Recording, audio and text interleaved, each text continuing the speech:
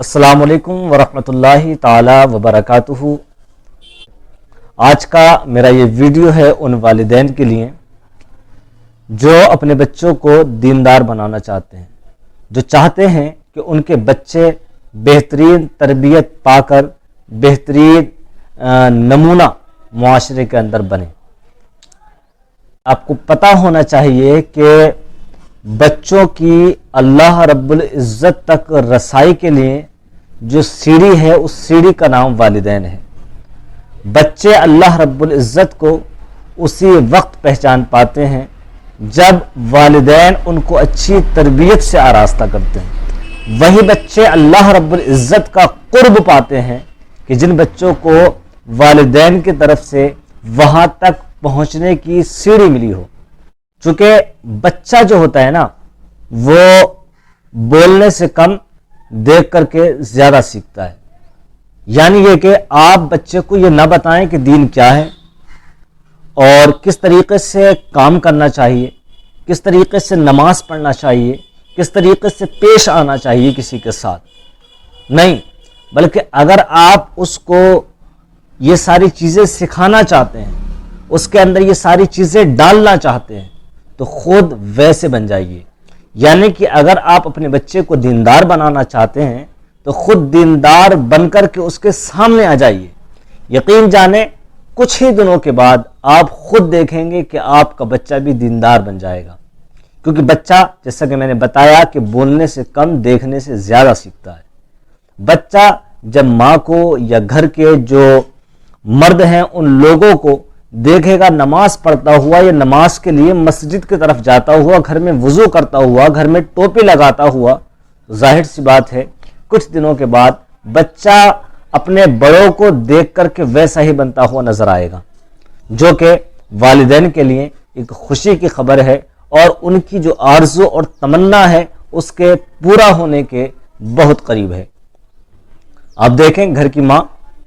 जो हुआ करती है, अगर वो अपने बच्चे को यह ना बताए कि नमाज पढ़नी चाहिए नहीं पढ़नी चाहिए या नमाज क्या है, बल्कि जो ही अजान हो फौरन घर के जो मर्द हैं वो घर में वुजू करें, घर से टोपी लें और मस्जिदों का रुख करें। इसी तरीके से घर की जो औरतें हैं वो अपने बच्चों के सामने वुजू करें, मुसल्ला बिछाएं और कमरे के अंदर खड़ी होकर के अल्लाह रब्बुल इज़्ज़त की इबादत करें। आप खुद देखेंगे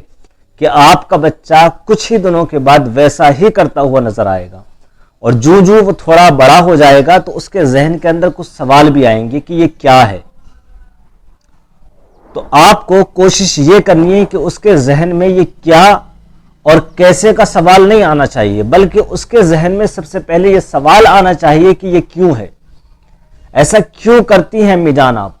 ऐसा क्यों करते हैं अब्बू जान आप। ये सवाल उसके जहन के अंदर आना चाहिए और इसका जवाब आपको अव्वलन नहीं बताना है, बल्कि पहले आपको खुद उसी के ऊपर छोड़ देना है कि तुम खुद इस सवाल का जवाब तलाश करो।